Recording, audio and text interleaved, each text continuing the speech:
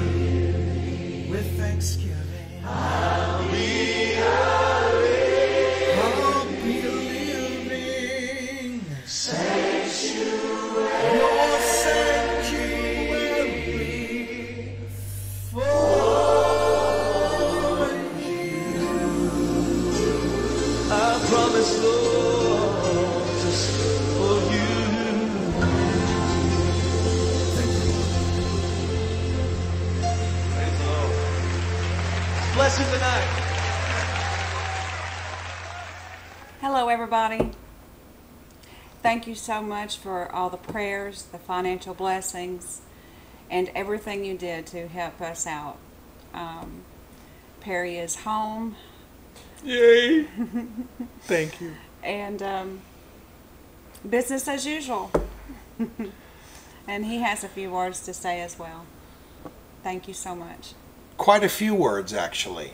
You know, God's plan is absolutely perfect. And even when we don't understand what it is that he does,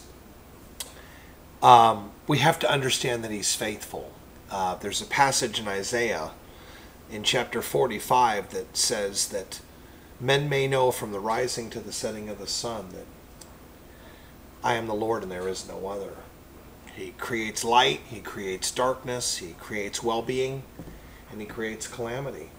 And there is no doubt, looking at the end, just like even in Job in the middle of his most trying times, he said, I shall come forth as gold. And there is no doubt that this situation, which was not expected, turned out to be wonderful. Jeremiah 29:11 says, for I know the plans I have for you, plans to prosper and plans for hope. And this journey has been a fascinating journey. I want to share with you another scripture that Jesus himself said. You'll find it in the book of John. In case you want to look it up with me, you can. It's John 15, verse 16. And it's Jesus speaking. He's talking to the disciples in relations to all the others. He says, you did not choose me, but I chose you and appointed you that you should go and bear fruit, and that your fruit should remain. The biggest one is in the last chapter of Genesis, chapter 50. And you'll find it over in verse 19. It says, and this is Joseph. See, Joseph, he was sold out by his family. Okay? And within that selling out process, God told him what was going to happen. It says, but Joseph said to them, do not be afraid, for I am in God's place. And as for you, you meant evil against me, but God meant it for good.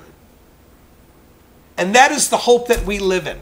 So I wanted tonight, and Pam's been working all day. She was out at Murfreesboro running the streets. Let me explain.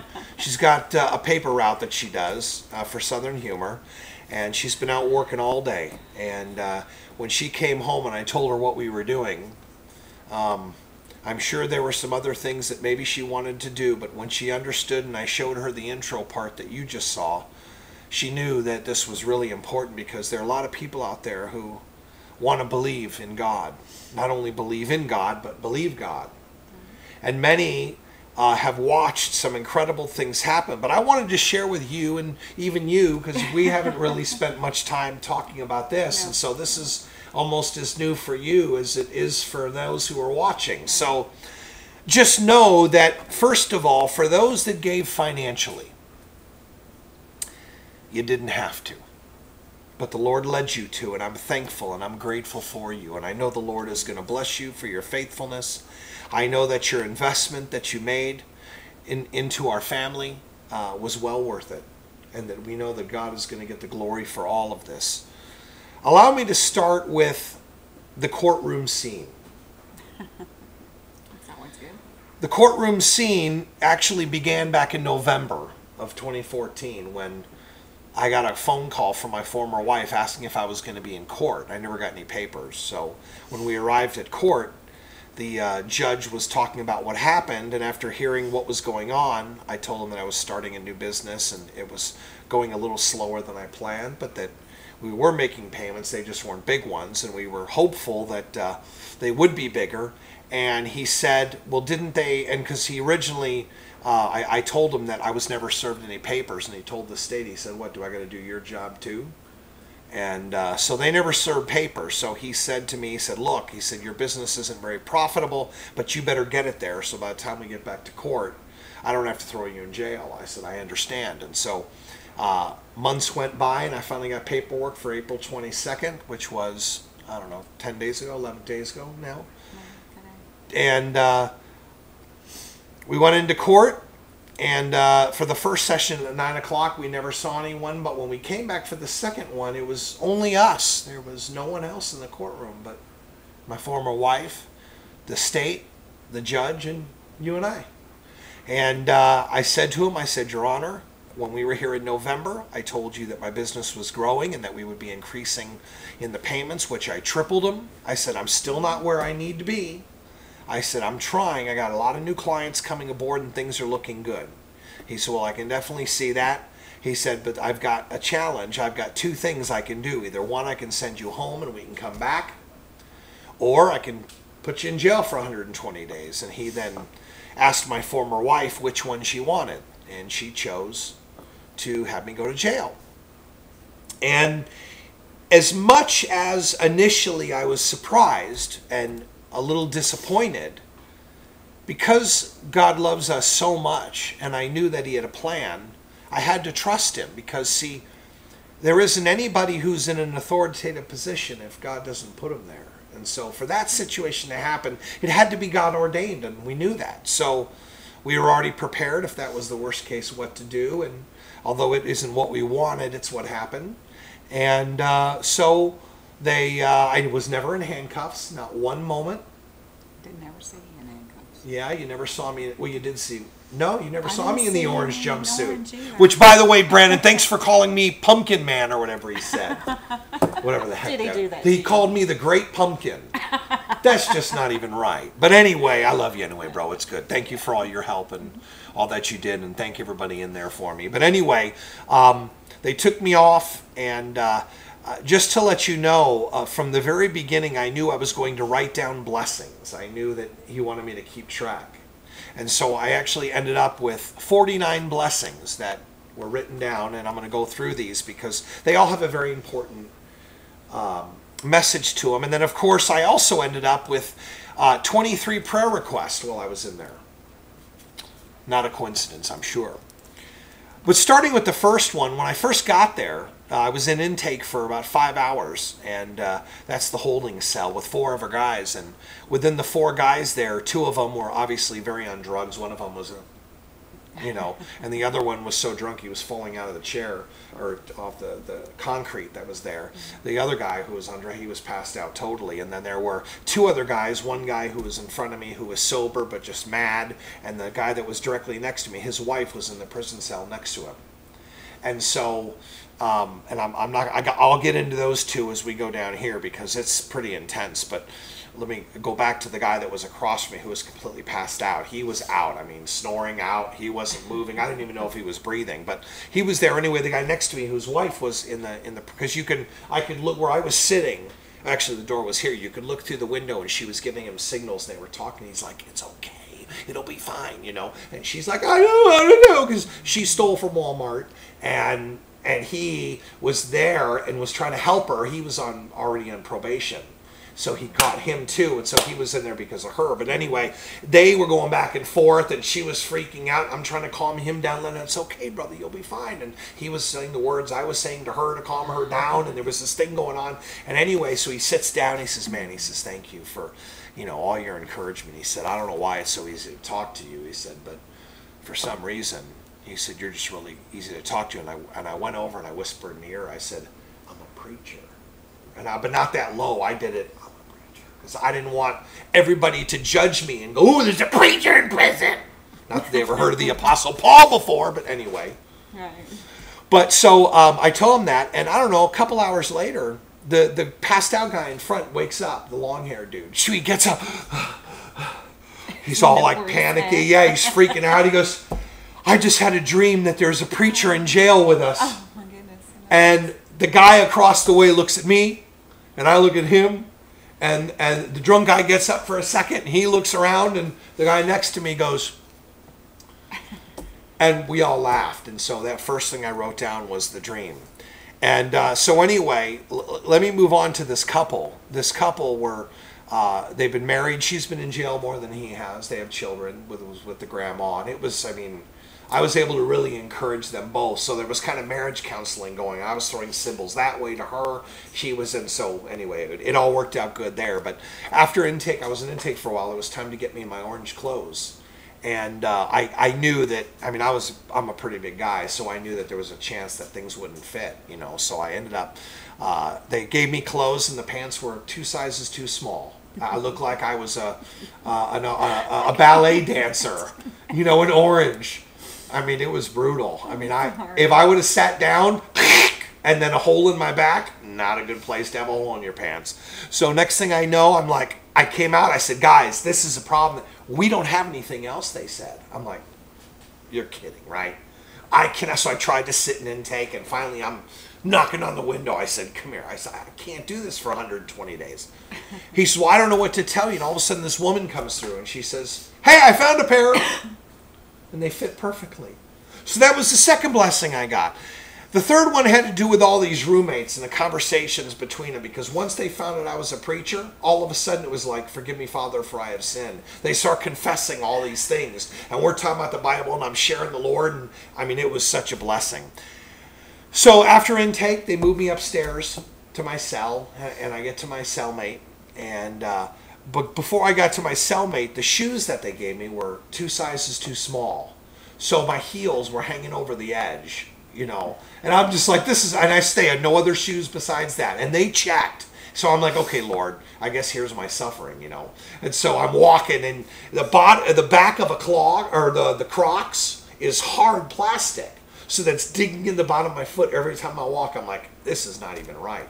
I basically concluded that this was Satan biting my heel, you know. But I knew that his head gets. You knew he was going to. I was going to smash his head. So anyway, as I'm walking, he's bringing me to the area where my roommate was, and of course I want to quickly jump ahead to a couple hours after it was free time, so I was able to go out. And as I was walking around, a guy comes up to me, he says, hey, come here. He says, why don't you try these on?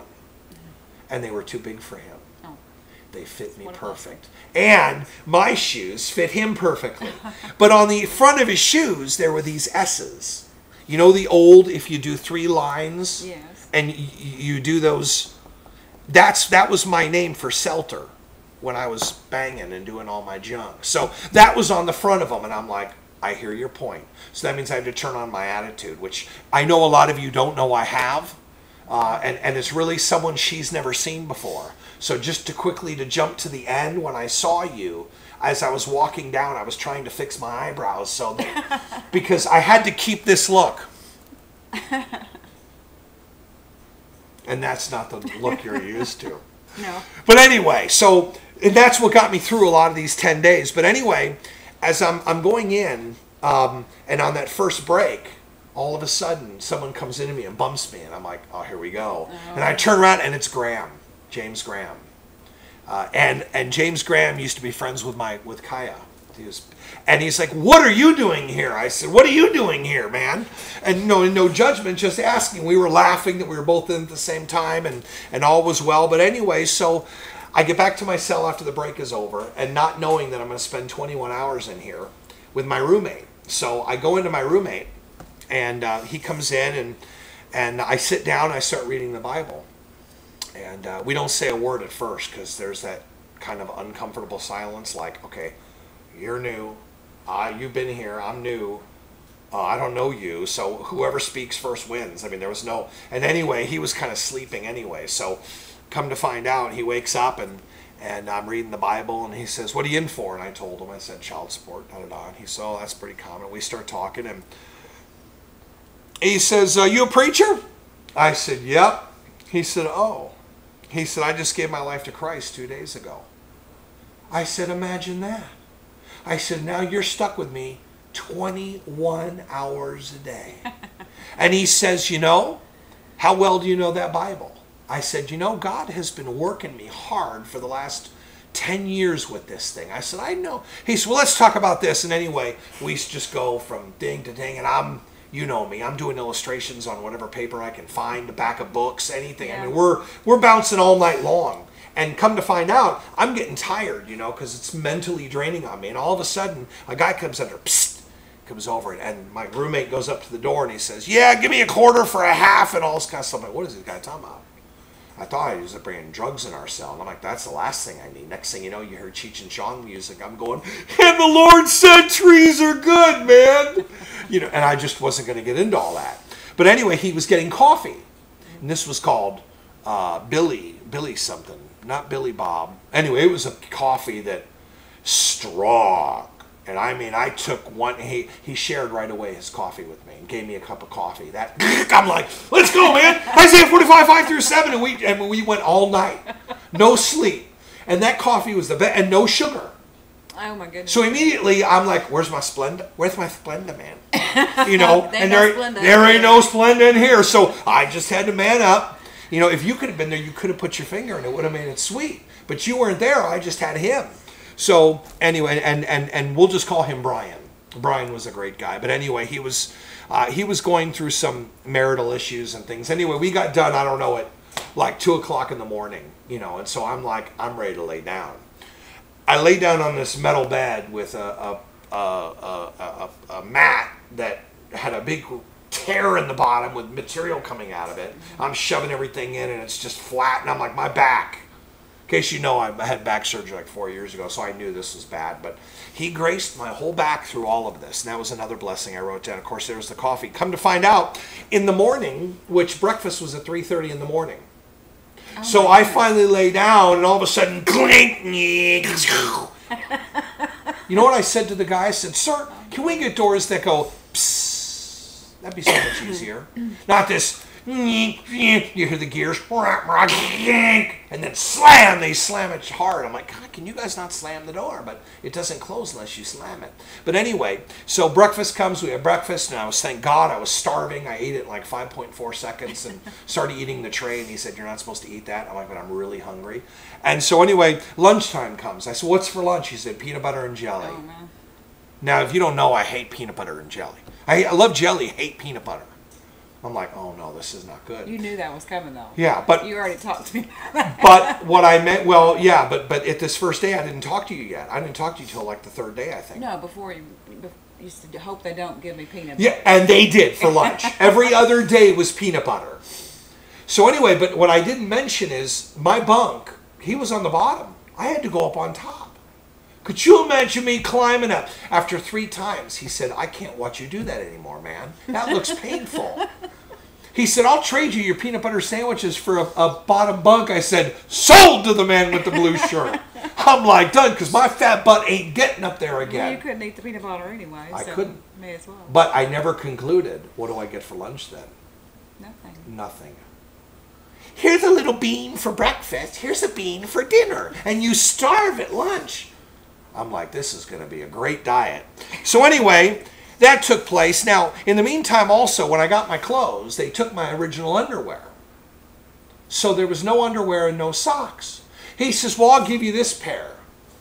And it was like for a guy who was probably 110 pounds. I could put one leg. Anyway, so when I grabbed the underwear, I stretched the lining out on both of them. Still, I was like the Incredible Hulk, you know, David Banner turning in it, ripping the sides. Immediately, I pull the front up and the whole top comes out. And I'm like, okay, well, that's so. They were a mess. And so I had to wear them. That's all I had. As long as it covered the front and the back, I was cool. But that's all it covered. There was not, you know, it was a mess. Extra, huh? I almost kept them so I could frame them. But eventually, I just had to burn them because it's all I had. You know what I mean? So anyway, come to find out, as I was trying to call you the first couple days, I couldn't reach you, as you know. And so it wasn't because she wasn't answering. She didn't recognize the number, and it wasn't going through. But anyway, one of the times I called you, I'm trying to reach you, and I'm like, Lord, come on now. And all of a sudden, the guy next to me, he's folding up laundry.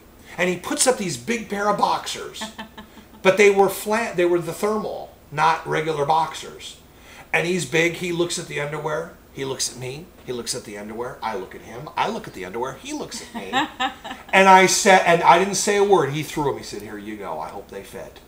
And he said, do you need anything else? I said, some socks if you got them. He says, look at this. Here's a pair right here. I said, I'll take them. So that was another blessing.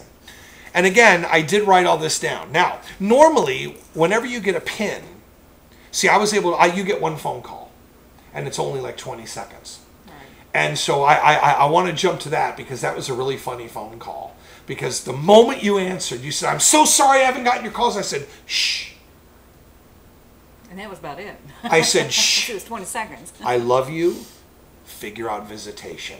Click. And that was it. Well, normally when you get a pin to make calls and to order commissary, it takes like 7 to 10 days. Okay. I got it in 3 days. So I got my pin. That was a blessing. And then, another thing too was because I didn't have peanut butter and jelly, I was really hungry. Well, one guy came through for the first lunch, and I mean I was starving and nothing. And about an hour after lunch, I hear psst, and this guy comes over, and my roommate goes to the door, and I see a honey bun slide to the floor, and I look at my roommate, and and he said, "Now you're bigger than me. There's no way I'm getting to that door. You're sitting in front of it. Do I have to fight you for that honey bun?" I said, "No, it's yours, man. I'm not going to fight you for it." I said, "I really want to eat it. It's either you or the honey bun. One of the two." I said, "So if you eat the honey bun, I'm just going to eat you because I'm hungry." And he says, "Hold on." Crack. He said, "Here's half." And I was like, man. So I wrote the honey bun down as a blessing. Now I know if I've lost you right now, I'm sorry, but you got to hear, we're not done. We're only on number 11. So anyway, come to find out, when the next morning they give me breakfast, but no bread. He got bread, but I didn't. Now, they don't give you napkins either. You got to use toilet paper. And you only get 1 roll per person, okay, for like 3 days, okay? And I mean, I can use 1 roll myself in 2 sittings if I need to, because I like to be clean. But anyway, that's another issue in itself. So come to find out, in this situation, they gave me a napkin. So I was actually, and he says they're not supposed to give you napkins, but I got a napkin. So it was another... You got bread. I did get bread. No, there's no doubt about it, because I was supposed to get bread. But then, too, and I wrote this blessing down after, but this was in the very beginning up on top with the first 4 guys. When they got breakfast that first day, they had sausages, and each one got 1 sausage. Well, I get my plate, there's 3 on there, and they're all looking at me. And the one guy goes, "Look at that, the preacher gets 3 sausages." He said, "Is that like the whole fish and the thing where God multiplies for you?" I said, "Wait a second, this isn't for me. This is for us, guys. God blessed us." So I cracked 1 in half, clink, clink, cracked another 1 in half, clink, and I said, "This one's for you, Lord." And I put it in my mouth, and we were good. So anyway, I want to mention that. Now, I also got my hands on a Bible, okay, because I couldn't bring mine in. So he says, "Well, we'll get you a Bible." I said, "Fine." I opened it up, and it said, King James. I said, "That's funny, God, thanks." And it's a long story. We'll go into that another time. But so anyway, the Lord provided a Bible. Then I needed a pen, and I didn't have a pen. And so my roommate comes to me, and he says, "I've got a pen, and now if you take this out..." Well, I can't take this out. But I didn't have this rubber thing. I only had the inside insert only. It's like mixing butter with a toothpick. You can't.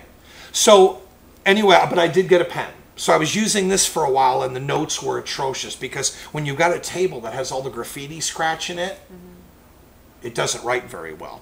So then, all of a sudden, one of the guys down the thing, because during the break I met a couple guys, I started to meet people, and this guy was a pretty religious guy. He was a pretty cool guy, you know. And then he brought over all these poems, and within these poems, because he was a writer, I heard he was a gospel singer, and he would sing at night gospel. So and I heard, but I didn't hear him yet. But anyway, so he gets someone brings over all of his poems and slides them under the door, and in it is a pen which was wrapped like this. And I said, "Wow, the Lord brought me a sample so I can build my pen up." So I built my own pen, and I'm going to keep this pen. This is my jail pen. This is what I wrote all my notes and anything on. So anyway, that blessing came. And then my glasses, not these, the other ones, this one started to get really loose. And if you get it too loose, it breaks. And so the guy in my prison cell, he, like a couple weeks ago, like broke off a piece of the metal from the thing and used that as a screwdriver. He says, "I got this." And so he tightened it up a little bit. But it really didn't work well. But it tightened it just enough so that it didn't break. And then the second, all of a sudden, there's a knock on the door. And I look, and it's Youngblood, Kaya's ex-boyfriend. Now, you got to know history on this. This guy and her, they broke up, and it broke her heart. And that's what caused her to do what she did and go. And I was never resentful for him, but I kind of was at the same time. But here he is in jail. So come to find out, he's like, "Yeah, this is my future stepdad, or this is my dad, you know." And all she said, "Really, what are you doing here now?" And he said, "I never thought you'd be in a place like this." I said, "Why not?" I said, "Lord will take me anywhere he wants." So anyway, then a couple nights later, one of the deputies, he comes in the thing, and little guy, and he says, "Hey, you remember me?" And I'm like, He said, you were at my wedding. It was Haggard. Oh. And I said, dude, do me a favor. Call your wife. Tell my wife I'm okay. Because, please. So anyway, that was another blessing. And then there were these runners who there, because the visitation, not the visitation, but when you go out to the rec room, that schedule was divided by departments, by areas. Not everyone went out at the same time. So there was a runner who ended up giving me coffee. He gave me, I mean, he was just so cool to me. He knew that I was waiting for money. So, but it was also putting me in debt at the same time. You know what I mean? So, but he ended up wiping all my debt away. So it was all taken care of. This is kind of a weird topic, but it's a bowel schedule. You know, I have a pretty consistent schedule every morning, you know, and I knew that. Well, I'm in a jail with a guy, and I know it's a small room, and there's no spray.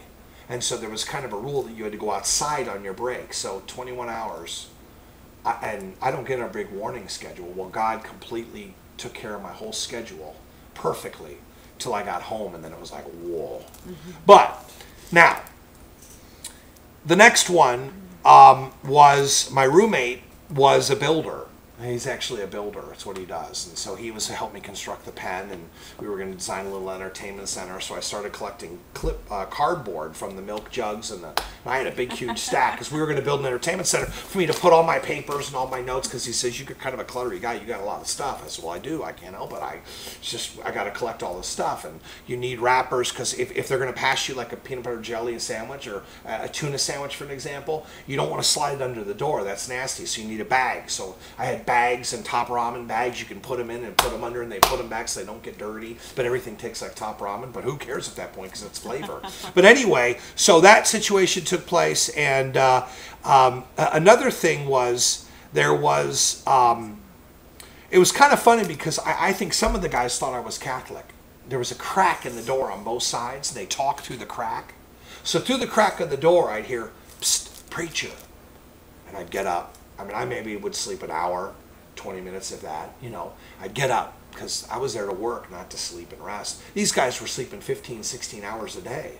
I can't sleep that long. I mean, I did make up for some, but really not the first 6 days I didn't. I slept more the last 3 days than I did the first, 7 days. So anyway, through the crack of the door, they come, hey, preacher, with questions and stuff. And so I'm sitting there, and it was almost like I was hearing him say, Father, forgive me, for I have sinned. I'm like, look, this ain't a confessional booth, brother. But they were God was opening their heart. They found an avenue that they could ask questions and talk to without feeling condemned, because I'm in there with them. I'm one of them. And of course, you have all the naysayers that look at the preacher in prison, whatever, I didn't do all that. But anyway, so the crack of the door became a blessing. Now, the illustration that was the most powerful was the starfish illustration. I know you know it, but I'm going to share it with them. There's a gentleman on a mountain, and he's looking down, and there's a beach. And on the beach, there's another guy throwing things in the water. And as he goes from the mountain down, he climbs down. As he gets closer, he sees starfish are washing up on the beach. And of course, they die because they need water. And there's thousands of them. And the guy, he's throwing them in the water. As he gets them, he reaches down. The guy says, what are you doing? He says, I'm trying to save all these. He says, well, you're not going to save them all. He says, nope. But I just saved that one. That illustration alone was giving me such encouragement, because I realized I wasn't going to help everybody, but it was one person at a time. And I said, Lord, you bring him as you see fit. And he did. 22 men total that I was able to connect with.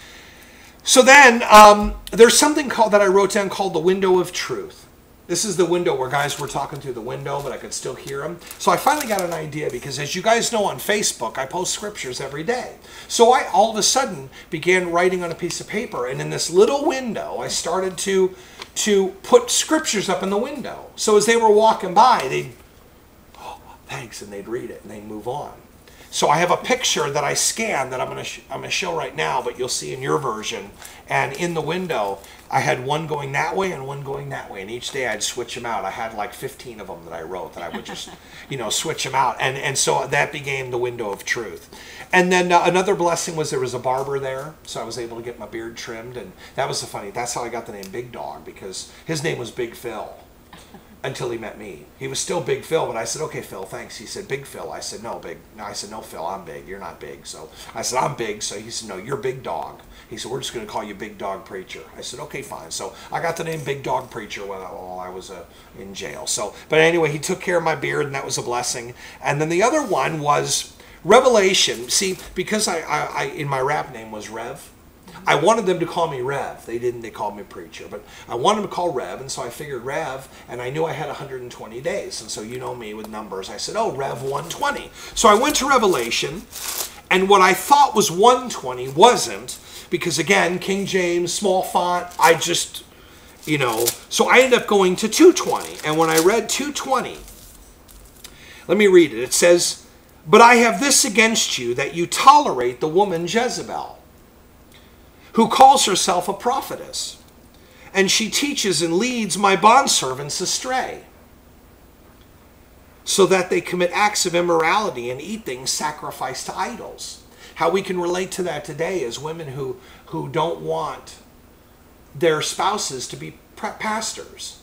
And I took that really personally, because I can remember when what I would call a spirit of Jezebel was in my life, and I quit serving.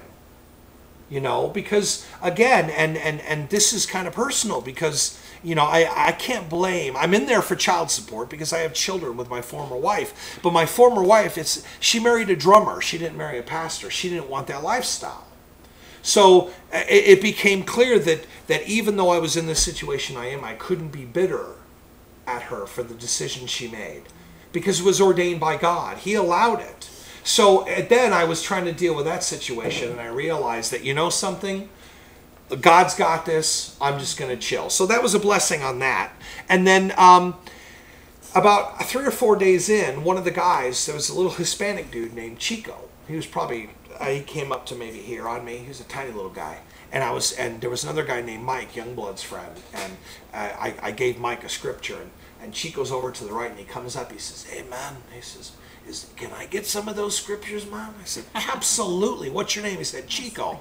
I said, hey, Chico, I'm the preacher. How you doing? He fist bumps me, and all is well. So anyway, by the end of my days there, I had 6 people that got scriptures, and I had runners who would run them to their spots for me, because I couldn't hand them out, because when I got free time, other guys were locked in. So I had Youngblood, I had Graham, I had Stretch, and I had 2 other guys that would just come up, and I'd give them, 4 and the papers were, these are 2, I would rip them in half, and they would be half. So that's how big they were, with their name, Chico, his number, and then the scriptures. Then towards the end, I started doing scriptures and illustrations. So they would come and say, what was that illustration?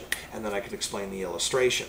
But anyway, so that happened with Chico, and then, the ibuprofen prayer. What a blessing this was. This guy comes up and he says, he knocks on the door and he says, do any of you guys have ibuprofen? I'm like, yeah, okay. Here, let me go to my medicine cabinet. I'll be right back. And I used humor all the time. I said, dude, I came in with nothing. All I got are my clothes, man. He says, okay, thanks. I said, and he walks away. I said, hey, and I knocked on the window, and he came back. I said, but I'm going to pray, okay? And he looked at me like, I said, well, I'm going to pray that God takes away his headache. He goes, okay. And so he goes away. Well, the next day, he comes up to me and says, hey, by the way, just so you know, about 20 minutes after I left, his headache went away. So he said, what did you pray? And I said, Lord, meet his needs of where he's at. That's all I said. He says, wow. He says, I'm going to use that. I said, use it anytime you want. So that was one of the 22. Finally, not finally, we're almost halfway there. My cellmate and his wife, there was a breakdown in communication. And come to find out, one of the topics we were talking about was marriage and Christian marriage. And I was sharing with him that there's the divine institution of marriage and there's Christian marriage. And I began to focus on Christian marriage. And so I'm kind of marriage counseling. And we concluded that, because, they always say the same thing. She won't stop bitching at me. I can't do anything right. The same kind of spiel. And so come to find out, I said, well, let me ask you a question. Have you been loving her? What do you mean? He said. I said, what do you mean what I mean? You love her. Have you been loving her? He says, well, what do you mean? I said, what? I said, let me rephrase it this way. Women are responders. If you love them, they'll automatically respond with respect. He goes, oh. He said, let me read you one of her letters. Come to find out he hasn't been loving her at all. Matter of fact, mentally, he's kind of been elsewhere, but not cheating on her. Just he's so stressed on work and providing that he was shut off, you know. And the look on his face was award-winning because he realized that, okay, this is not an accident. You're locked in with a preacher for a reason. So that opened up all of this conversation and it was undescribable. So anyway, Mr. and Mrs. Bailey, I believe, are doing well. And he's getting out Monday, and she got a letter from her, and she's going to be there, you know. But anyway, it was such a blessing. So, and then I wrote down Acts 22, and of course I could never remember why I wrote that one down until I went to it today and I read it. And Acts 22 was the introduction to Paul. I went through Acts. I went all the way to Jude. All the way through, line by line, and I was in love with Paul because he was speaking to me through the Word. It was just, and so I started, but he took me to Acts 22, and that's where I started. He told me Acts 22. I'm like, Acts 22. So I go to Paul's defense before the Jews. I'm like, oh, huh. So I went, and he was a Jew, and I'm like, oh my God, too much parallelisms. I can't take it. You know, it was way too heavy. But I'm crying, and again, you know how hard it is to cry in jail? Is that good to cry in jail? No. Probably not, they yeah. go, look at him, you know. But anyway, so I'm like trying to, you know, and I'm trying to be I'm the biggest guy in jail, and I'm weeping. Anyway, so next to the one, there was every night, and I'll tell you what, I think a lot of the screaming stopped, which is great, but it's really loud in jail. I mean, really loud. Really, really, really loud. Guys up all night screaming. And boy, when you get that Billy Bob coffee or whatever it's called in them, No. oh my goodness, they're just wild all night because if you're in the rec room, I had a private cell with another guy. We had a toilet in there. But the rule with him was we're not going in there because we don't want it to smell. Second guy, oh man, he didn't care. And boy, did he have gas. But anyway. So come to find out that on Sunday morning, this last Sunday, it was so peaceful. And I was like, thank you, Lord. So there was some reverence for Sunday, which was a great thing. And then, of course, I realized I had a little drawn out dates of how long I was going to be there for, and I realized that God was going to have me there for our 4-year anniversary. And that was the rough night I had because that was when I had a pity party, and there was no one to invite but myself, so it was just me and my pity party. I'm a loser, my wife's going to hate me, and I ruined my life. And I finally, after about an hour of that, I'm like... You let it go on for an hour.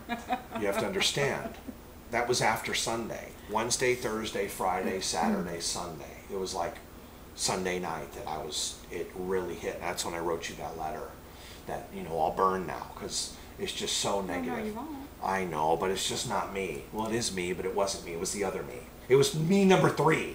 Remember, you got this me, and then you got this me, and then you got me. And those two on the outside, give me the one in the middle. I like the one in the middle. So anyway, there was that, and then I asked my roommate to pray. Because, you know, I've been praying for him and serving him the whole time. And there was a possibility I knew that I wasn't going to be able to see the girls for the visitation because I was already told that they weren't going to visit me. And that was really upsetting me. And then when I was able to talk to you and you said that they were able to come, that guy actually did pray that would happen. I said, would you pray that my former wife's heart would be softened so I could see the girls? And so he was so excited that a prayer was answered of his because they've never been answered.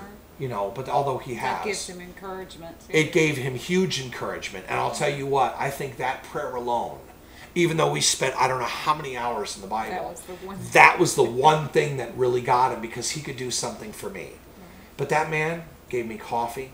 He gave me part of his honey bun and paper. Because I couldn't have anything. And so God just continued to use him to bless me. And then I have really dry feet. And so I didn't have any lotion. obviously, because, you know, I'm not in Hotel Hilton. I'm in White County Jail. And so Youngblood says, hey, man, you need anything? I said, yeah. You got any lotion? He said, oh, yeah, I just got a brand new bottle from commissary. I said, oh, man. He said, give me a bottle. I said, boom, lotion on the feet. Yes. Because, man, I went down there, and, I mean, I saw 4 Campbells. It was bad business down there, but the Lord took care of that. I also got, I had the regular jail shampoo. Well, one of my guys who gave me the poems, while he was in the shower, he said, yeah, how's your shampoo doing? I said, and I showed him, because the showers were upstairs, and you got to put your things on. Anyway, the shower's a whole other issue. You think hotel rooms are bad. That jail cell, or that jail shower, you can't even imagine. But anyway, so he had this really good smelling shampoo, man. So I was like, ah. So he gave me good shampoo. So that was a blessing. And then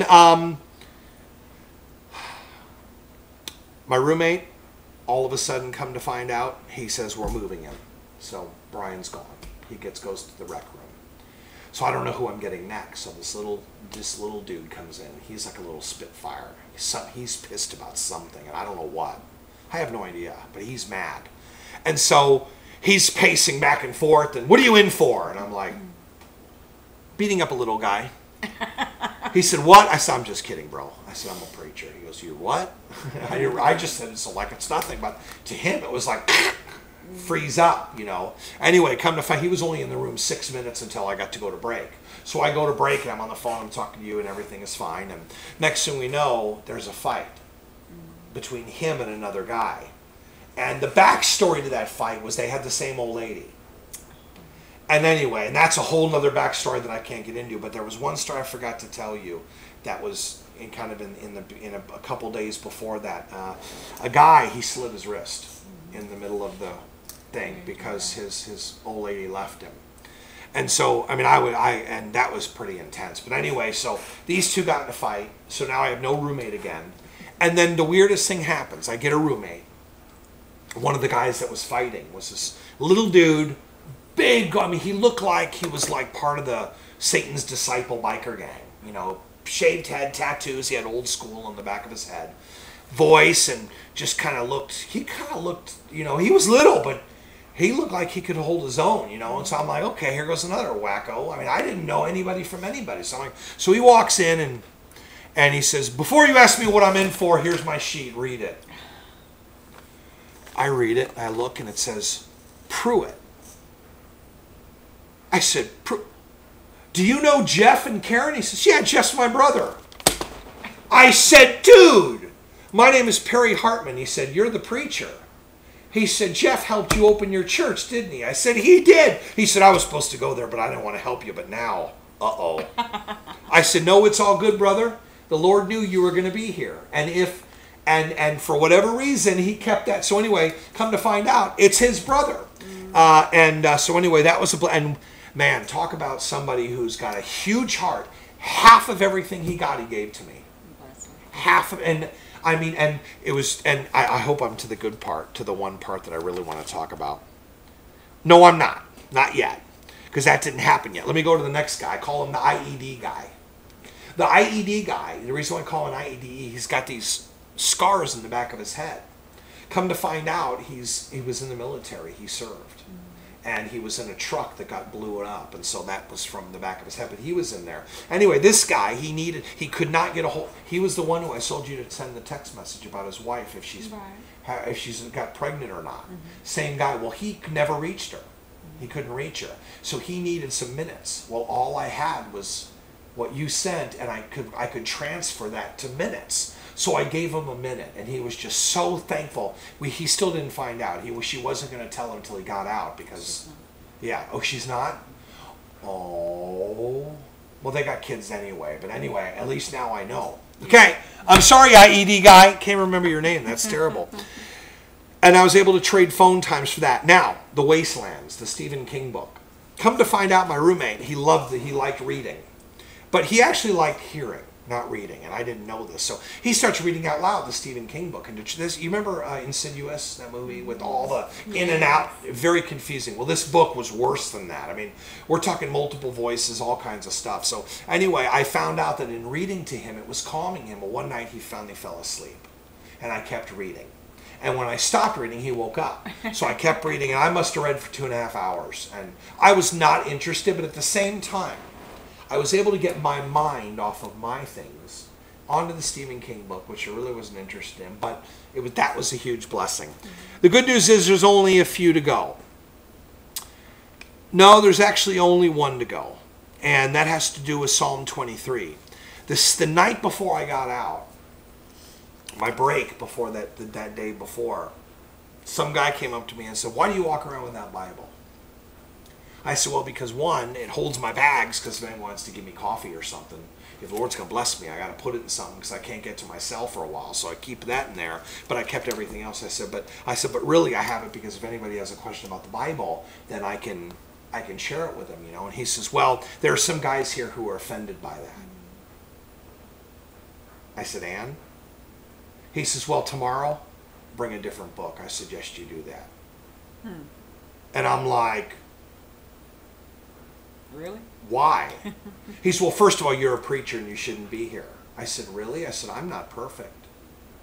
He said, "No one's perfect." I said, "Okay then." He walks away. So I go up to my room. He waited till the last minute before we had to go up to tell me. I'm like, what a punk. You couldn't come to me in the beginning, right? But anyway.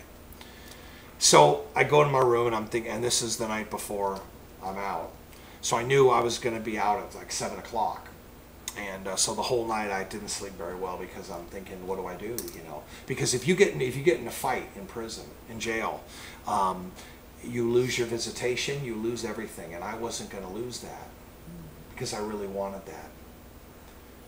But was I ashamed of the gospel? Now I knew I wouldn't lose that, but it was a test. So, though I walk through the valley of the shadow of death, I fear no evil. So, what do you think I did? The next morning, I walked out with I slicked my hair back. It was black. I was looking nice and jaily, you know what I mean? And I was puffed up because although I have a big belly, I got this ability to bring this out like this where the belly disappears. So when I walk, and I walk hard, so, you know, that helped me get through. But anyway, so I walked down, and that was when I called you, and I guess I can tell this story now. She was mean! See, there was one phone call we had that she was feeling the stress because of all the stuff going on. And she had every right to be upset because I was in jail. The fact is, I'm in jail, and I'm not here, and the cat's driving her crazy at 2 o'clock in the morning. So she had every reason to be mad at me for that. Although she loves me and cares for me, obviously. But anyway, so I call her, and I did not tell her that somebody was after me, because if I would have told her, she would have freaked out, okay? And so anyway, so I call her, I said, "How you doing, baby?" And she said, "I'm all right." I said, "Everything okay?" You said, "Yeah, but we ran into a little problem." I said, "What?" She said, "Well, I'm not going to be able to make it on Saturday." And I was like, I mean, I must have turned 50 shades of purple. I said, "Well, what do you mean?" He said, "Well, and there's something else." And I said, I didn't "What?" get time to schedule a visitation with you, and that was truth. Well, and that's what you said. And then you said, "But there's something else." And I, "What?" And you said, "I'm picking you up today." And I was like, but when she said that, I looked, and next to me on both sides from me were two of the bad guys. So I couldn't go, "All right, you're going to pick me up today," because then all of a sudden there'd be I was wondering why you wasn't. there would be two phones crushing into my head at that point, and then I'm down and out, and then I Stay in there. That's it. So I said, "Okay, honey." I said, "Sounds great." I said, "I'll see you on Saturday," and hung up because I didn't want you to go, "What?" But I couldn't tell you. So come to find out, these guys that were pretty aggressive, they were playing cards first, and then the card game stopped because I still had time left after I hung up the phone, and they were playing cards. Then they all stopped, and they all went to corners of the building, and they were all separated, and two were sitting up by the stairs. I couldn't get to so I'm like, they're blocking the stairs. I'm like, something's not right. And then a new guy arrives. He's about 4 inches taller than me. Skinny though, but 4 inches taller than me. Wow. And I'm like, and he's walking with Graham, and he's by my side almost the whole time, and I'm like, uh-oh, I got to deal with the Goliath and his brothers. I'm like, this is not good. So and there's one area when you walk that there's the showers. It's a brick wall. When you pass that brick wall, there's a shower right there. They could come out. I didn't know. So every time I walk by the shower, I walk with my arm up so that if I had to block, I could. They were always putting people in headlocks too. So because people were in headlocks all the time, I knew that you can see the arm come around. All I got to do is sneak it in, and then I stand up, and they're screwed. They'll all break their arm at that point, and no one will know. You know, that's just what I'm the quickest thing I'm thinking. They break their arm, they scream. I go, whoa, what's the matter with you? You know, because I was either going to do that or the sneeze thing. Achoo, you know, and that goes over. That's great. That one, I didn't need to. It was an accident, and you're good. But so this is I'm thinking all these tactics. I'm going and I'm seeing if they're going to trip me in every circle I make. Man, I'm watching the triangle. They're getting closer and closer and closer. And I was like, this is not good. This is hard to hear. I'm like, this, because 5 guys, 6 guys against one me, God is very powerful. Okay, I get that. But maybe I had more suffering to do. Okay. And I'm like, and the last thing I want to do is come out with a busted lip or with like a bruised face or no teeth, you know, because that's just that wouldn't be right. But anyway, so time's going, time's ticking. I had about a half an hour to go. And I'm like, oh man, I knew it took you a half an hour. I figured you just got started. It was 7 in the morning. So I know how long it takes you to get ready. So I did the math and figured, well, it's going to be after my visitation. Well, the bank doesn't open until 8:30, so that was regardless of how long it took me to get there. Understood. So I knew that there was no way I'm making it out at this point. I'm like, I'm in for it. So I'm going to man up. I'm just going to hit the ground and hope to God they don't kick my head, you know, drop and roll. Because otherwise, if I'm swinging on 5, there's no way. As big as I am, they could sigh. Anyway, so I'm just like, Lord, so I walk through the valley of the shadow of death, I fear no evil. I'm not mouthing this because I don't want to be going, and they're going to think guy's got Tourette's or something, you know, something's wrong with him. So I just, in my head, I'm going, I'll fear no evil, fear no evil, fear no evil. And they're getting closer and closer and closer and closer, and all of a sudden I hear, Hartman, get to your cell now. I'm like, whoo, out of here, man. You never see me walk so fast. And I know they went, oh, because I know they were going to pounce. Do you know who these guys were? Yeah, I had an idea. But I'm not a fake. But anyway, so come to find out, I get to my cell. I asked you to think on them. I just wondered if you knew who they were. Have you ever seen them before? Yeah, they were there the whole time. Yeah, and one of them. Before jail? No, okay. No. But one of them was nice to me, and he was the one that told me that. So I saw a face change. But anyway, so I get to my cell and I'm leaving, and what's Pruitt goes, "You're leaving?" I said, "I'm leaving." I said, would you remember to hand out the last papers? He thought they were scriptures, but they were my phone number for the guys, that when they get out, if they need me, if they want to pray, whatever, let me know, you know. And so I go and I get out, and he's about to take me back down the stairs in the middle of it. I said, can we go towards the elevator over there? Because there was a side where they service entrance. He says, do we have to? I said, yes. He said, okay. We get out there. Probably knew. We get in the elevator. He said, what's wrong? And I told him. He said, who is it? I said, thank you for helping me. And we got out. And so then we run into the situation. Now, what I haven't mentioned about is the nurse. It took me 4 days to see her, but when I finally saw her, 3 days to see her. When I finally saw her, I walk in, and she says, she looks around, and she said, I know your wife. I said, what? She said, I know Pam. She hired me years ago. She said, what's her phone number? She said, I'll call her and let her know you're okay. And of course, she did that. And that was a huge blessing that the nurse was there. And she was pretty encouraging. And of course, you know, she's sweet. And she said, this is Brandon's uncle. She told most of the guards that I was Brandon's uncle. So they were actually a little bit harder on me. Mm-hmm. They shouldn't have done that.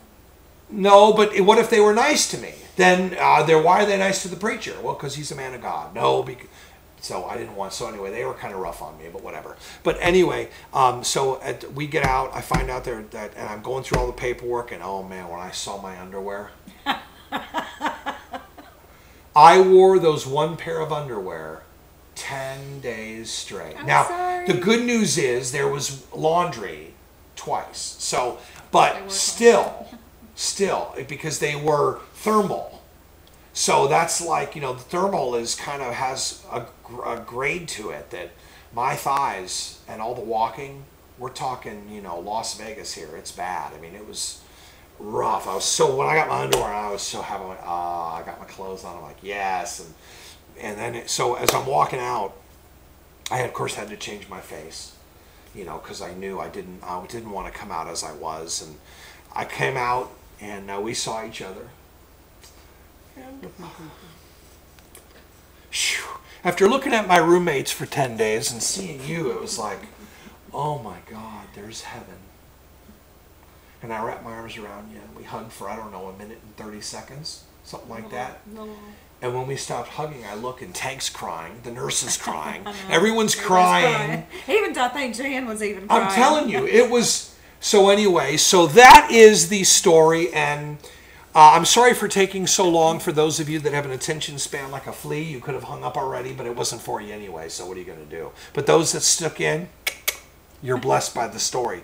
Again, 23 prayer requests I got while I was there, and the Lord is faithful. And I'm just thankful that He used me in the way that He did. But to those that gave, you paid for my peace, and for our peace, and for our family. And there were many lessons, just so you're aware, in this. My 13-year-old daughter is to an age now where she likes to be with her friends instead of hanging out with Dad, and that's kind of normal. And she, of course, was trying to bribe me for a room, but we don't have one. I almost negotiated her down to a room in the basement there, but still. But anyway, so she misses me a lot, and I know she's going to come and see me. But probably, and Maddie is a mess, but she loves me, and I'm going to see him this weekend coming up. But the greatest blessing came today, about 5 minutes before Worldwide Bible Training. Carolyn called me and said, "Hey, Dad." I said, "How you doing, baby?" She said, "Good." And we started to talk a little bit, and all of a sudden she said, "Dad, I Snapchatted with Kaya." Now, those of you that don't know, I have a 21-year-old daughter named Kaya, who for 17 of her 21 years, I was perfect, pretty much. And then I won custody of her at 14, and she came to be with me, and then decided to go back to her mom, which I think saved our marriage, because, she was wild, man. Who knows? But anyway, she hasn't talked to me in close to 4.5 years almost. 4 years. And she said she Snapchatted Kaya today. And Kaya knew I was in jail. And she said that Kaya said, "I love you." And that was worth the 10 days. I haven't stopped loving her. There's a picture of her by my desk. I think about her all the time. She's my baby. And I pray for her every day, and the girls every day. And I thank you so much for your love and encouragement. And this video has to be on. See, I'm not ashamed of the gospel, and I'm not ashamed of what God does. There are some people who thought, well, I wouldn't want people to know that I'm in jail. And even on topics, someone put a comment about, what's a preacher doing in jail? And and already the peanut gallery began. But I responded, and of course, they don't have their real names on there, which is always convenient. But anyway, I just thank you for all that you've done. And I wanted this story to be out because I want people to know what happened. I want people to know that even though I was sent to jail, that God had His way. And we were able to come up with the money for me to be bailed out, which is a blessing for everyone. And we still got more to go. Matter of fact, there's going to be a post probably tomorrow in regards to a raffle that we're doing to help raise more funds to get this debt taken care of. And one of my clients is an artist, and she painted a picture of a beautiful beach. And she donated that painting for that purpose. And Jacob Israel also is going to donate 10 of his books, and he's going to put them on his page. And we're going to have a donation page set up for raffle tickets for those 2 items. And May 14th, we will pick a winner. God will pick a winner. We'll make more little pieces of paper and put them in the thing and pick a winner. And they'll ship them all to those people. And we're just thankful that I made it, and we're together again. And let's pray. Father God, we can never thank you enough for all that you do for us, for the things that we see and the things we don't see. Father, for those that are watching this video right now, that it would be an encouragement to them, that they would do what Acts 27:25 says, and that is, I believe God. Father, we know it's one thing to believe in you for eternal life. Hint the word eternal.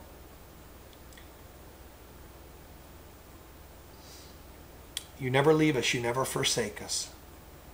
And I thank you for that. I thank you that we have life in you and that you used me to be an encouragement to all those people there. I said 22 men, but realistically there's probably 5 women and other guards and people that I touched that I don't even realize. But I know that you used me as a vessel of grace. You used me as a sanctuary. And I am far from pure and holy, but I certainly try. And I thank you for your grace that you continue to bestow upon us and anybody that's watching this video. I pray, Father, that it would be a blessing to them. And that they, if whatever situation they're in their life, that they would be blessed by it. For those that wanted to use it for bad, Father, we know that you turned it to good. And I pray that you bless them, that you guide them, that you bring them to salvation, that you bring them to your love, that they would know that you've got a perfect plan for their lives, for you know the plans you have for them, plans to prosper and plans for hope. I thank you for my wife, who just absolutely stepped up, man, and hit a home run. And everybody responded to her, and I told her that this ministry is ours and that it's not just me. She plays a major part. I'm here right now because of her.